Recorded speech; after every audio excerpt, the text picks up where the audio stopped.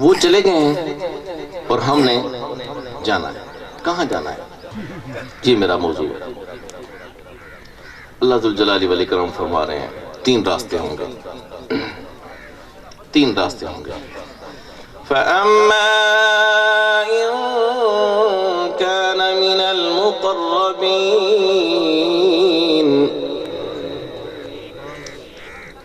فَرَوْحٌ وَرَيْحَانٌ وَجَنَّةُ نَعِيمٍ.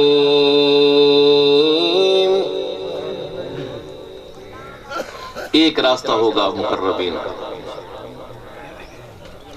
ایک راستہ ہوگا مقربین کا. مقربین کون لوگ ہیں؟ مقربین وہ لوگ ہیں جنہوں نے اپنی دنیا کی زندگی اللہ اور اس کے رسول کے تابع فرما دی، جنہوں نے اپنی من مانی نہیں، اپنی مرضی کی زندگی نہیں دی. جو میرا دل کر رہا ہے، میرا دل کر رہا ہے، میرا دل کر رہا ہے، نہیں، میرے اللہ کا حکم ہے. وہ مقربین. ان کے ساتھ معاملہ کیا ہے؟ ان کے ساتھ معاملہ یہ ہے فَرَوْحٌ وَرَيْحَانٌ وَجَنَّةُ نَعِيمٍ.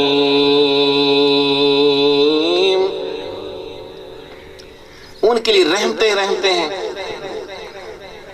جنتیں ہیں، اور وہ نعمت ہے جو انسان کے بارے میں ذہن میں کبھی گمان بھی نہیں ہے. وہ نعمتیں ہیں. وَأَمَّا إِن كَانَ مِنْ أَصْحَابِ الْيَمِينِ فَسَلَامٌ لَكَ مِنْ أَصْحَابِ الْيَمِينِ.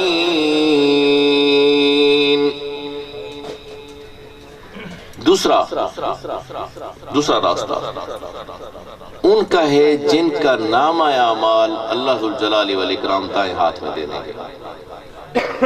مقربین وہ لوگ ہیں جن سے اللہ حساب بھی نہیں کرے گا. بغیر حساب کے اللہ پاک ان کو جنتوں میں داخل فرما دے گا. اللہ ہمیں ان میں شامل فرما.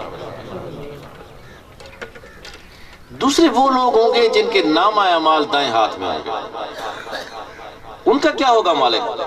فَسَلَامٌ لَكَ مِنْ أَصْحَابِ الْيَمِينِ.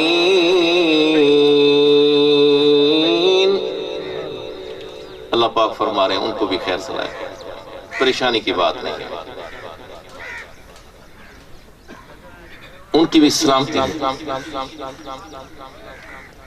اور تیسرا راستہ وَأَمَّا إِن كَانَ مِنَ الْمُكَذِّبِينَ الضَّالِّينَ.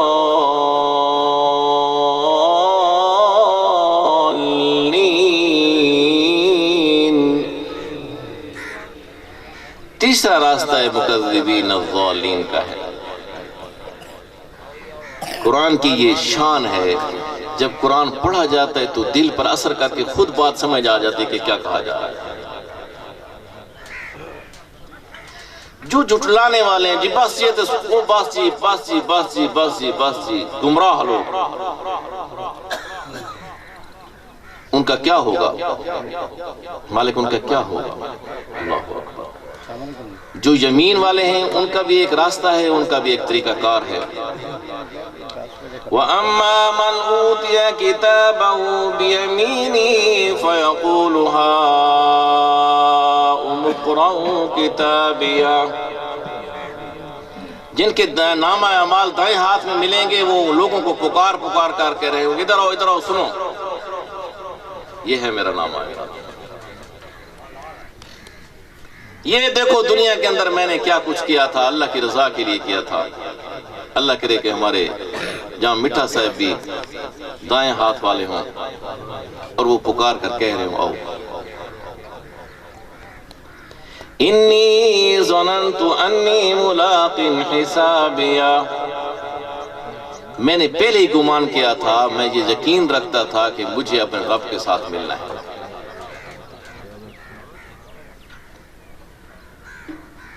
اس وجہ سے مجھے اللہ نے سرخرو فرما دیا. آپ میرے دوست اپنی زندگی میں دیکھیں، اب 3 گروہ میں سے کس گروہ کی زندگی گزار رہے ہیں؟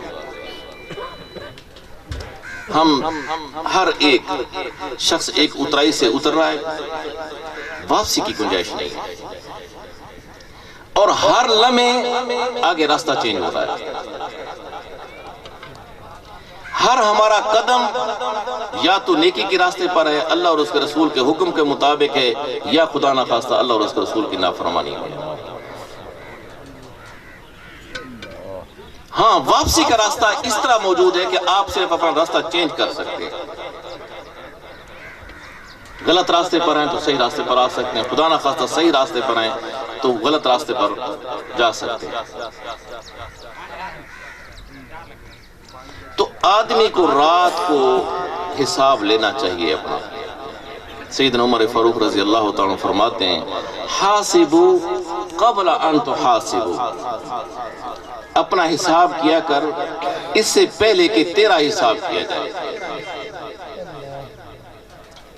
میرے دوست، رات کی تنہائی میں کبھی قبرستان میں جایا کر اگر جرت ہے تو۔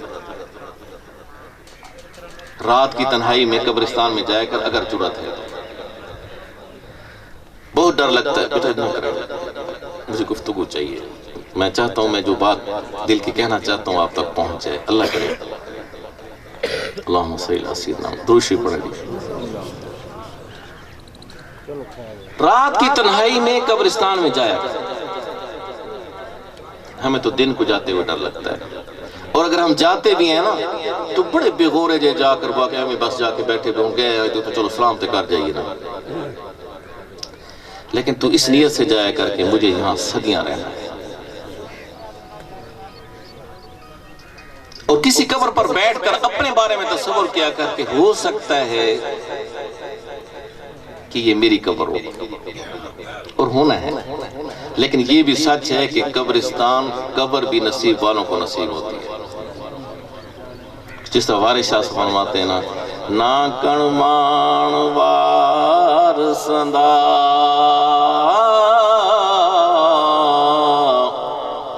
رب بے وار سا کر مار دائیں،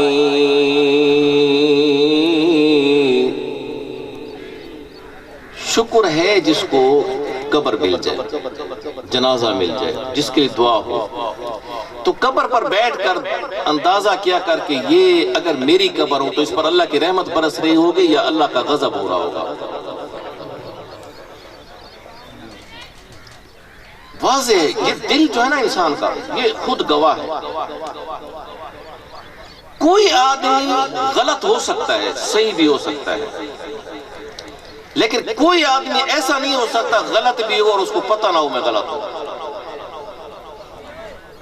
جو صحیح ہو اور اس کو قلب سکون نصیب نہ ہو، یہ بھی کبھی نہیں ہو سکتا ہے۔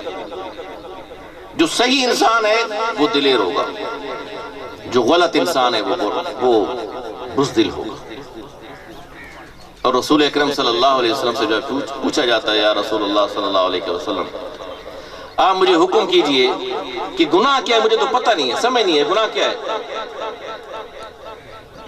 میں ان پڑھ آدمی ہوں، مجھے پتہ نہیں ہے گناہ کیا ہے۔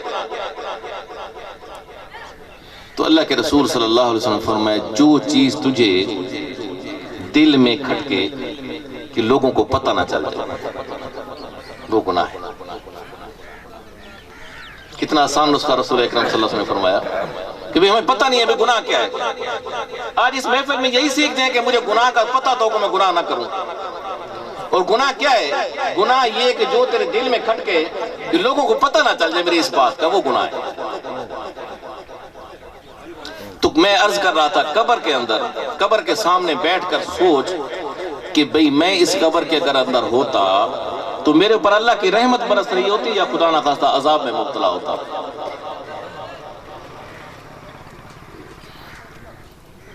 اگر تو دنیا کی زندگی میں رہتے ہوئے کسی غریب کے تو کام آ رہا ہے، کسی یتیم کے سر پہ ہاتھ رکھ رہا ہے، دکھی لوگوں کا مداوع کر رہا ہے، پریشان لوگوں کا سہارا بن رہا ہے، نماز روزہ اپنی جگہ پر، لیکن میرا رب راضی ان چیزوں سے ہوتا ہے۔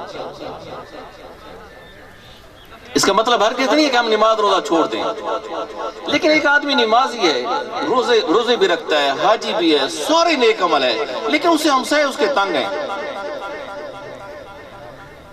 اس کی قبر پر رحمت ہوگی دوستو؟ بتاؤ، اس کی قبر پر رحمت ہوگی؟ ہاں ایسا ہو سکتا ہے وہ ادھر کوتاہی کر رہا تھا لیکن اللہ کی مخلوق اس سے خوش تھی، ہو سکتا ہے کہ اللہ اس کی مخلوق کے صدقے اس کے جو اپنے حقوق ہیں اللہ پاک معاف کر دے۔ ایک میرا دوست، ایک حقوق اللہ ہے اور ایک حقوق العباد ہے۔ حقوق اللہ میں اللہ ذوالجلال والاکرام اتنا کریم اور رحیم اور مہربان ہے کہ ایک دفعہ بھی اگر میں ہاتھ جوڑ کے کہوں گا اللہ مجھ سے غلطی ہو گئی، ہاتھ جوڑ کے بھی نہیں کو، اپنے بستر میں پڑے ہوئے دل میں خیال آ گیا کہ میرا اللہ مجھ سے راضی ہو جائے، اللہ پاک مہربانی کر دے، میں غلطی کر بیٹھا ہوں مجھے معاف کر دے، تو اللہ ذوالجلال والاکرام قادر مطلق ذات ہے، میرے سارے پچھلے گناہوں کو معاف فرما دے، اور وہ فرما دیتا ہے، اور یہ پوچھتا بھی نہیں ہے کہ تو نے ایسا کیا کیوں تھا، بلکہ رب کریم کی شان تو یہ ہے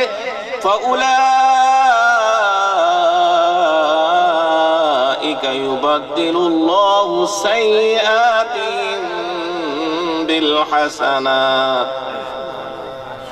اس کی شان کریمی یہ ہے کہ وہ ان گناہوں کو نیکیوں میں بدل دیتا ہے، لیکن میرا دوست حقوق العباد اس کی معافی نہیں ہے۔ رسول اکرم صلی اللہ علیہ وسلم ایک جنازے میں موجود ہیں، جنازہ کس کا ہے؟ صحابی کا ہے۔ بھئی نبی کریم صلی اللہ علیہ وسلم جس میں موجود ہیں آپ اندازہ کر سکتے ہیں نا، نبی کریم صلی اللہ علیہ وسلم جس جنازے میں موجود ہیں وہ صحابی کا جنازہ ہوگا نا، صحابی رسول کا جنازہ ہے، اور صحابی رسول کی شان یہ ہے ساری کائنات کے ولی اکٹھے ہوں ایک تبع تابعی نہیں بن سکتا، اور سارے تبع تابعی اکٹھے ہوں تو ایک تابعی نہیں بن سکتا، اور اگر سارے کے تابعی اکٹھے ہوں تو ایک صحابی نہیں بن سکتا۔ صحابی کا جنازہ ہے اور پڑھانے والے کون ہیں؟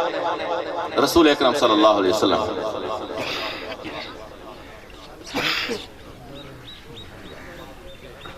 اللہم صلی اللہ سیدنا محمد اللہم صلی اللہ سیدنا محمد۔ اللہ کے رسول موجود ہیں، کہتے ہیں جی میں اس کا جنازہ نہیں پڑھاتا ہوں۔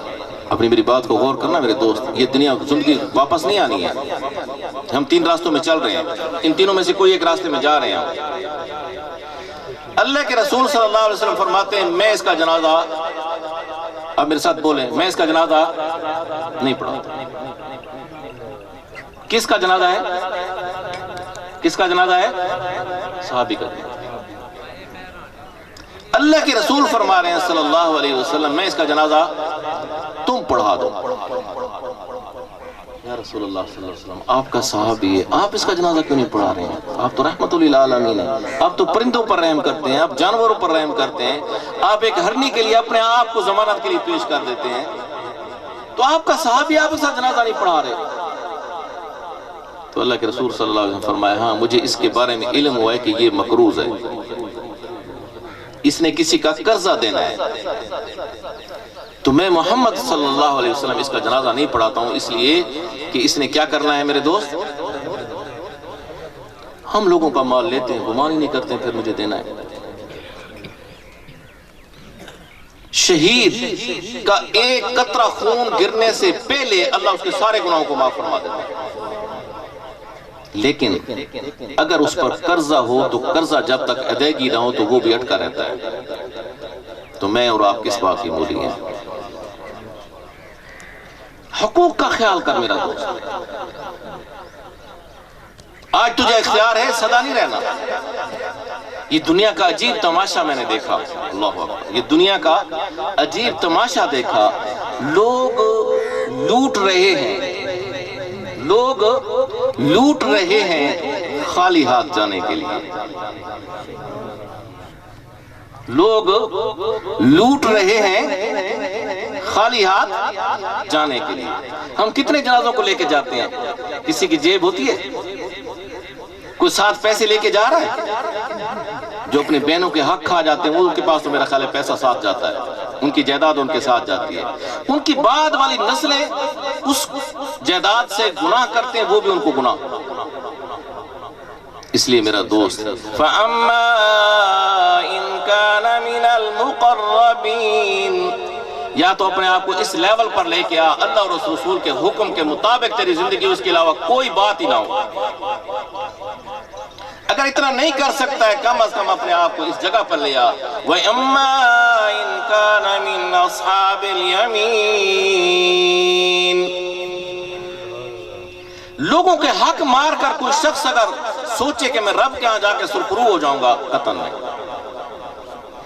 آج وقت ہے